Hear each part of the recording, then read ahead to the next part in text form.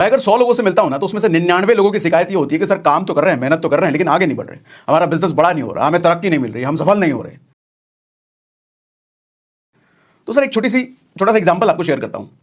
मान लो आपके घर में 2 कारें हैं, एक मर्सिडीज है और एक ऑल्टो है, और आपको अपने मर्सिडीज गाड़ी के लिए एक ड्राइवर चाहिए। आपने वैकेंसी निकाली और एक बंदा आता है टेस्ट देने के लिए। उस बंदे को नहीं पता कि आपके पास 2 गाड़ी है, ऑल्टो भी है और मर्सिडीज भी है। अब आप मुझे बताओ कि आपके घर अगर कोई टेस्ट देने आता है, आप उसको ड्राइवर के लिए हायर करना चाहते हो, तो उसका टेस्ट आप मर्सिडीज पर लोगे या ऑल्टो पर लोगे? ऑफ कोर्स ऑल्टो पर लोगे, राइट? तो आपने उसको अपनी ऑल्टो दे टेस्ट करने के लिए, और उसके साथ आप बैठ जाते हो। अब आप चेक करते हो कि ऑल्टो वो कितने प्यार से चलाता है, कितने अच्छे से चलाता है, कितने बेहतरीन ढंग से चलाता है। और अगर वो अच्छे से नहीं चलाता तो आप उसको रफा दफा कर दोगे वहीं से। लेकिन अगर वो ऑल्टो अच्छे से चलाता है, ऑल्टो पूरी शिद्दत से चलाता है, अपना समझ के चलाता है, तब जाके आप उसको अपनी मर्सिडीज की चाबी उसके हाथ में पकड़ाते हो। ऐसे ही होगा सर, भगवान भी हमारे साथ कुछ ऐसा ही करता है। आज आप हो सकता है कि 5,000 रुपए के लिए काम कर रहे हो, 5,000 की नौकरी कर रहे हो, और आपको 5 करोड़ रुपए कमाना है। सर वो चेक करता है कि इसके पास जो 5,000 रुपए कमाने की अपॉर्चुनिटी है ना, इसको कितने शिद्दत से करता है, कितने दिलो जान से करता है, कितनी मेहनत से करता है, कितना इसको प्यार करके करता है। आप जब 10,000 रुपए का काम इतनी शिद्दत से करते हो ना सर, कोई आदमी किसी दिन टकराएगा और वो देखेगा ये आदमी कितनी मेहनत कर रहा है, सिर्फ 10,000 के लिए इतनी मेहनत कर रहा है। आएगा आपको अपनी अपॉर्चुनिटी शेयर करेगा, मेरे पास आ, मैं तुझे 50,000 का काम देता हूं, और आप चले जाओगे उसके पास। फिर 50,000 का काम इतनी शिद्दत से करोगे, फिर कोई आएगा और कहेगा कि तेरे को मैं 10 लाख रुपए वाला काम देता हूं, आ मेरे पास। काम छोटा ही बड़ा नहीं होता सर, नजरिया छोटा ही बड़ा होता है। आप ये सोचते हो कि जब बड़ा काम मिलेगा तब मैं शिद्दत से करूंगा, छोटा काम इसमें क्या शिद्दत। वो बड़ा काम कभी आपके हिस्से नहीं आएगा, कभी आप तक नहीं पहुंचेगा। हमेशा रगड़ते रहोगे, छोटे मोटे कीड़े की तरह रगड़ते रहोगे। जो काम आज आपके पास है उसकी इज्जत करना शुरू करो सर, उसको अपना मानना शुरू करो, क्योंकि भगवान आपको बड़े काम के हिस्से कभी तक नहीं पहुंचाएगा, तब तक नहीं पहुंचाएगा जब तक उस छोटे काम को आप शिद्दत अपनी पूरी मेहनत से ना करो। भगवान भी देखता है ना, ऐसे थोड़ी किसी को कुछ दे दे। सर हम अटके पड़े हैं, हम कुछ कर नहीं पा रहे हैं, कर भी नहीं पाओगे। लोग अक्सर कहते रहते हैं सर हमारी लाइफ में तो दुख क्यों है, परेशानी क्यों है, बहुत दुख है सर, कुछ हो नहीं रहा। एक छोटी सी स्टोरी शेयर करता हूं आपके साथ। एक बार दशरथ भगवान राम के पिता ऋषि दुर्वासा के साथ बैठे थे। तो ऋषि दुर्वासा से वो पूछ रहे थे अपने बेटे राम का भविष्य, कि कैसा होगा मेरे बेटे राम का भविष्य। तो दुर्वासा उनको बताते हैं कि देखो भाई, तुम्हारे सारे बेटे जो हैं सारे लंबी उम्र वाले हैं, सबकी लंबी उम्र होगी, लेकिन चूंकि तुमने राम का पूछा है तो राम का बताता हूं मैं। वैसे तो तुम्हारे बाकी सभी बेटों का जिंदगी थोड़ा सुखमय रहेगा, लेकिन 2 बेटे तुम्हारे राम और लक्ष्मण बहुत ज्यादा सुखमय नहीं रहेंगे। लेकिन स्पेशली राम की बात करो तो उसका जीवन तो और ज्यादा सुखमय नहीं रहेगा। बोले ऐसा क्यों प्रभु, क्या दिक्कत है? बोले देखो, जवानी में एक तो राजपाट छूट जाएगा उसका, उसको जंगल में रहना पड़ेगा, वो भी 14 साल के लिए, और प्लस जब जंगल से वापस लौट के आएगा, अच्छा जंगल में एक और तकलीफ होगी, बेचारे की पत्नी छूट जाएगी।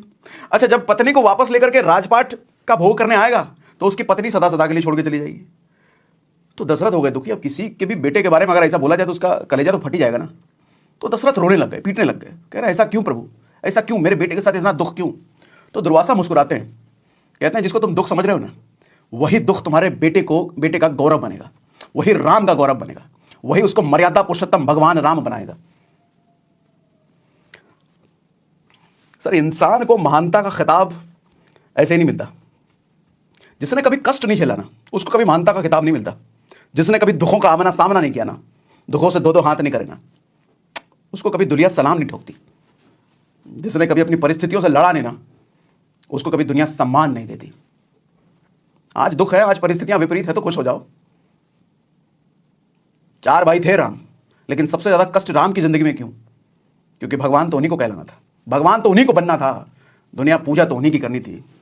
भरत भी तो भाई थे, शत्रुघ्न भी तो भाई थे, उनकी पूजा नहीं होती। महल में रहे जिंदगी भर। देखो, शक्ति और शोषण हमेशा विपरीत होते हैं, ये दोनों एक दूसरे से अलग चीजें हैं।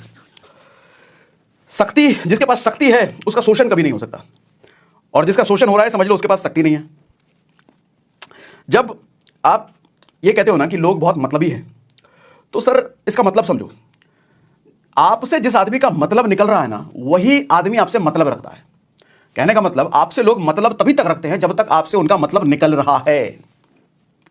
आम के पेड़ हमारे यहां पे लाखों रुपए में बिकते हैं, लेकिन वही आम का पेड़ बिकता है जिस पर फल लगे होते हैं। सर आपसे अगर सीधे में लोग बात नहीं कर रहे ना, आपको अगर इज्जत नहीं दे रहे ना, आपको अगर happy new year, happy Holi, happy Dussehra, happy Eid का मैसेज नहीं कर देना, समझ लो फल खत्म हो गया आपका, औकात खत्म हो गई है। ठेठ भाषा में बोलूं तो कुछ रहा नहीं तुम्हारे पास, ऐसा कुछ है ही नहीं जिससे लोग तुम्हारे पास मतलब रखें। तो ये कहना बंद कर दो कि लोग मतलबी हैं। लोग मतलबी हैं सर, हमेशा से रहेंगे, और आप भी तो मतलबी हो, आप भी तो उसी से मतलब रखना चाहते हो जिससे आपका मतलब निकलता है। तो ये क्यों कहते हो लोग मतलबी हैं? तुम्हारे में दम नहीं रहा, तुम्हारे में फल नहीं रहा, तो लोग कहते लोग मतलब ही हैं। दरअसल ना आपके बचपन की आदतें आज तक नहीं गई हैं। बच्चा बचपन में रो रो करके अपने माँ बाप से खिलौने मांगता है, रो रो करके, और वही आदतें आज तक आप में बड़े होने के बाद भी है। जरा सा कुछ मिल नहीं रहा, अरे पड़ोसी ने कार खरीद ली, अरे भगवान की हमारी किस्मत ही नहीं है, उसकी किस्मत अच्छी है। कोई किसी की नौकरी लग गई, किसी का घर से कोई IAS वाईएस निकल गया, कोई IIT क्रैक कर गया, कोई नासा उसमें पहुंच गया, सर पीटने लगा, रहे हमारा सर हासिल करना पड़ता है। माँ बाप तो यूं ही दे देते थे, माँ बाप इमोशनल होते हैं, भावुक होते हैं, उठा के दे देते हैं। लेकिन भगवान भावुक नहीं होता। भगवान उसी को देता है जो योग्य होता है, जिसने तपस्या की है, जिसने लड़ा है हालातों से।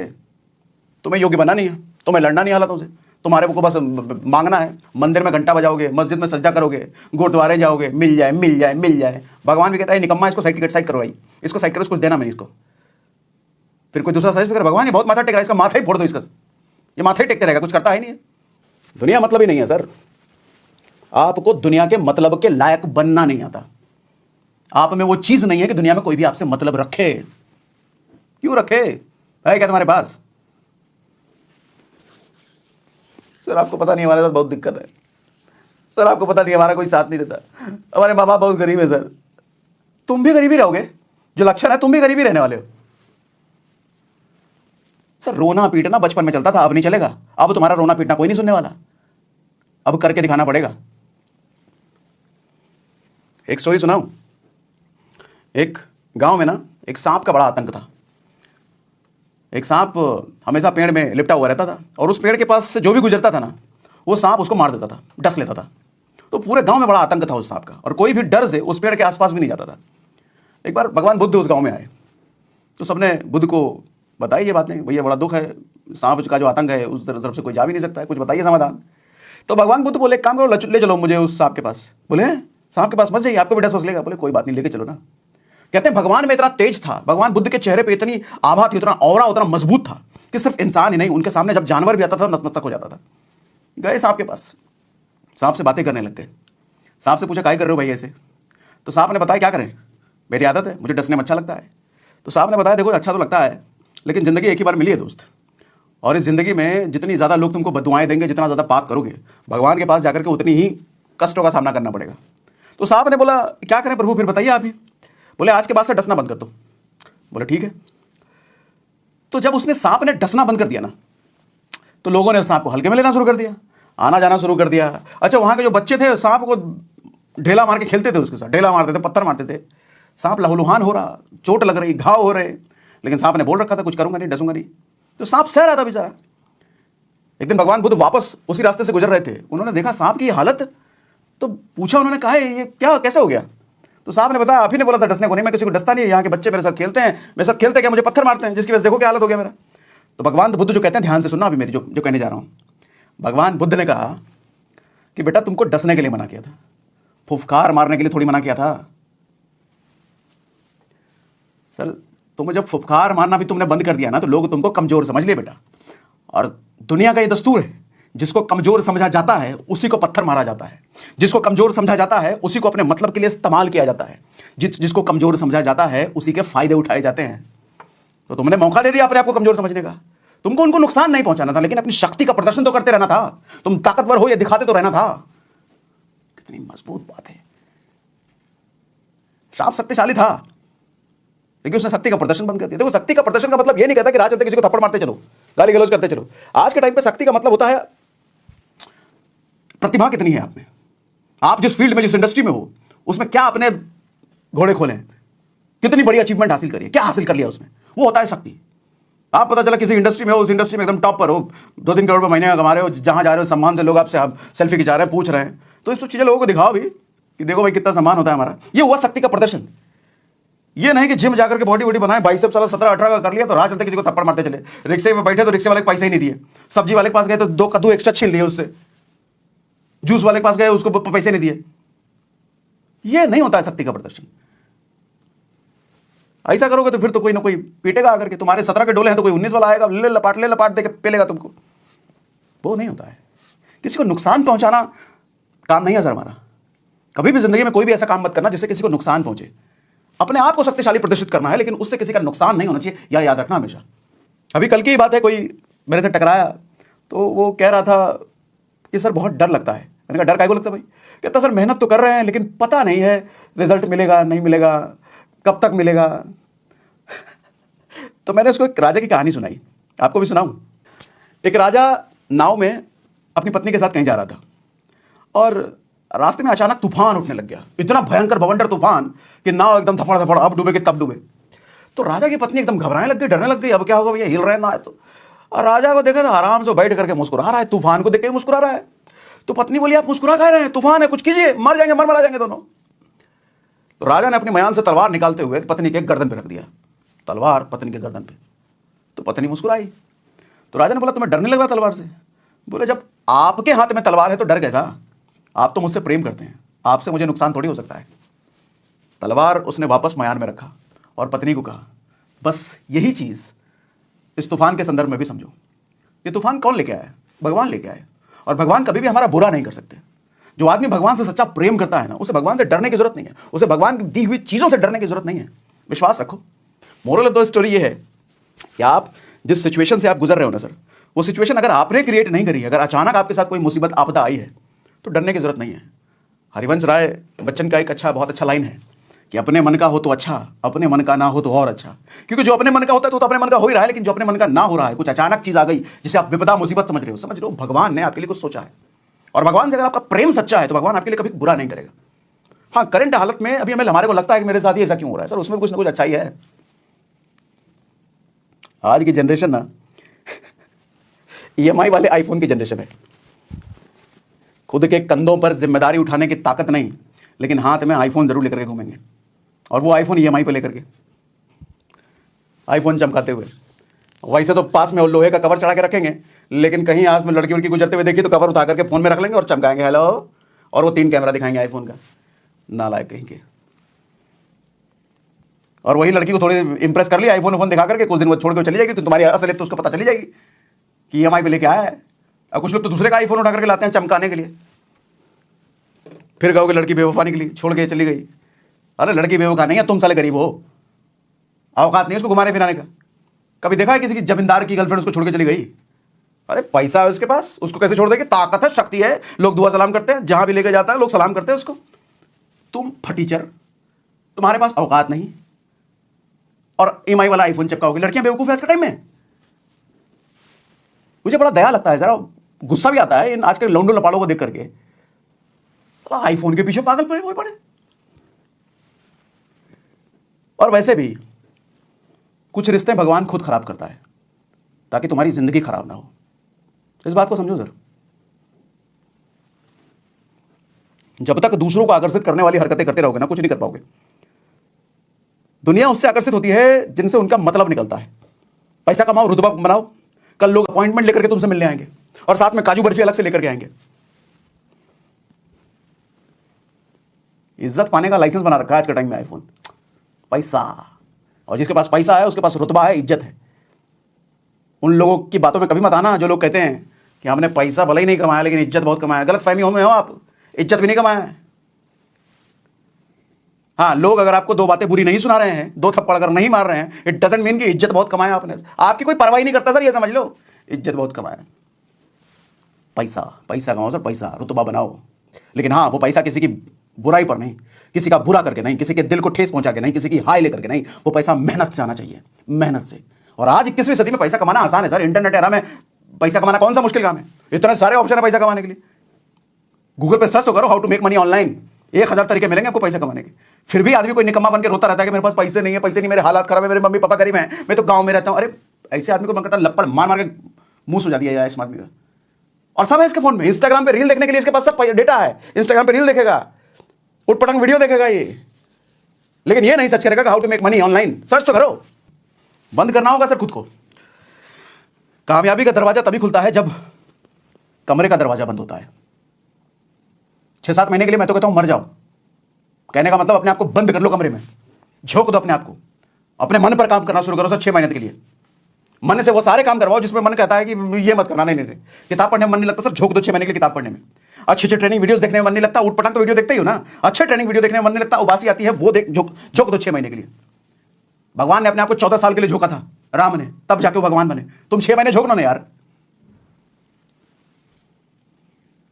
और जब 6 महीने बाद कमरे से बाहर निकल के आओगे ना, सूरज की तरह वो लाली लेकर के आओगे, जो भी तुम्हारी तरफ देखेगा आंखें चली आ जाएंगी उसकी, ओह क्या बन के निकला है ये। आदमी को पब्लिक में सम्मान उसी काम के लिए मिलता है जो आदमी प्राइवेट इमेजेस के लिए मेहनत कर रहा होता है। 6 महीने के लिए मर जाओ सर, मर जाओ। मैं तो लिटरली ये कह रहा हूं, 6 महीने के लिए बंद हो जाओ, दुनिया को नजर नहीं आना चाहिए। लोग मान ले तो मर गया लग रहा है, इसका सोशल मीडिया कोई पोस्ट भी नहीं आ रहा है, कोई लाइक भी नहीं आ रहा है, कोई खोज खबर नहीं है। और जब 6 महीने बाद जिस तरीके से चमक के निकलोगे ना, तुम्हारी जो आभा होगी अंदर से, जो दिमाग बिल्कुल बदल चुका होगा, जो मन एकदम चट्टान की तरह मजबूत होकर निकला होगा, सर दुनिया कहेगी ये नया आदमी कहां से आया है, ऐसा तो था ही नहीं पहले। और वैसे भी कहते हैं कि अगर लक्ष्य के लिए काम कर रहे हो ना, तो आपको कागचेष्टा, बको ध्यानम, स्वान निद्रा, अल्पहारी, गृह त्यागी होना चाहिए। मतलब कागचेष्टा, कौवे की तरह बार बार चेष्टा करने की नियत होनी चाहिए आपको। एक बार नहीं हुआ दोबारा करेंगे, दोबारा नहीं हुआ तिबारा करेंगे, तिबारा नहीं हुआ चौबारा करेंगे। बको ध्यानम, बगुले की तरह ध्यान होना चाहिए। एक चीज पर जिस पर ध्यान लगा तो लगा, ये नहीं कि बगल से लड़की जा रही बहुत अच्छी सही है, नहीं नहीं पढ़ना है मेरे को, पढ़ना है। स्वान निद्रा, कुत्ते की तरह नींद होनी चाहिए। कुत्ते का नींद देखा है, हल्की सी भी आवाज होती है तो छटपटा के उठ जाता है वो, ऐसे कि नहीं भैंसे की तरह सोए जा रहे हैं, अरे 6 बज गया उठो साले। अल्पहारी, गेंडे की तरह मत खाओ, पिज्जा दबाए जा रहा है, बर्गर पिज्जा कुछ भी जहां देखो लपेट लिए। गृह त्यागी, गृह त्यागी का मतलब घर छोड़ने के लिए नहीं कह रहा मैं। गृह त्यागी का मतलब, घर का मतलब क्या होता है, घर वो जगह होती है जहां आदमी कंफर्ट में रहता है, कंफर्ट जोन, आराम जहां मिलता है। वो जगह को छोड़ दो जहां आप आराम से रहते हो, उस जगह से निकल जाओ जहां आपको आराम मिलता है, क्योंकि जहां आराम है वहां तपस्या नहीं कर सकते सर। पहले लोग, राजा लोग अपना राजपाट छोड़ करके जंगलों में निकल जाते थे तपस्या करने के लिए। महल में रहकर तपस्या नहीं होती है। तपस्या करने के लिए घर छोड़ना पड़ेगा। घर छोड़ने का मतलब अपना वो जगह छोड़ना पड़ेगा जहां आराम मिलता है, तब जाके तपस्या होती है। और समय की कदर करो। असल में समझदार वही है जो समय को समझदारी से खर्च करना जानता है। हनुमान जी जब पहली बार लंका गए थे ना, तो देखे कि अशोक वाटिका के चारों तरफ भैया राक्षस हैं। हनुमान जी में इतनी ताकत तो थी कि सारे राक्षसों से निपटते हुए सीता जी को उठा करके ले आते। लेकिन उन्होंने सोचा, दिमाग लगाया, बुद्धि लगाया, समय नहीं खराब करना है मुझे, उन सबसे लड़ने में टाइम वेस्ट नहीं करना। अपना रूप इतना छोटा कर लिया, रूप छोटा करके चुपचाप सीता जी के पास गए, उनसे मिल लिए। वो निकट्ठू लोग होते हैं जो अपना, ताकतवर इंसान कभी भी समय खराब नहीं करता सर। बेवकूफ इंसान किसी से भी बढ़ जाता है। सब्जी वाले से 5 रुपए के लिए लड़ जाएगा, रिक्शे वाले से 10 रुपए के लिए लड़ जाएगा, इंटरनेट पे एक 100 रुपए का डिस्काउंट कूपन कोड ढूंढने के लिए इंटरनेट पे 1 घंटा लगाता है। वो गधे, बेवकूफ है, निकम्मे हैं, उसको 1 घंटे की वैल्यू पता नहीं है। 1 घंटे में सर कोई ढंग का काम कर लेते या इंटरनेट पे कोई अच्छी चीज देख लेते तो ज्ञान बढ़ जाता। 100 रुपए बचा कर क्या हासिल कर लिए, अमीर बन गए, करोड़पति बन गए। कल भी गरीब थे, आज भी गरीब रहोगे, और कल भी निश्चित गरीब रहोगे ऐसी हरकत करोगे तो। अरे 5 रुपए एक्स्ट्रा अगर रिक्शे वाले को दे ही दिए तो क्या चला गया, 10 रुपए एक्स्ट्रा अगर सब्जी वाले को दे ही दिए तो क्या चला गया। वो सब्जी वाला कौन सा तुम्हारा 10 रुपए जाने से कौन सा तुम गरीब हो गए, लेकिन उसका भला जरूर हो गया।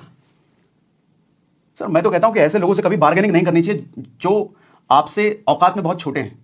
मैं रिक्शे वालों से कभी बार्गेनिंग नहीं करता, सब्जी वालों से कभी बार्गेनिंग नहीं करता। क्या होगा, 5 रुपए ज्यादा ही तो ले लेगा।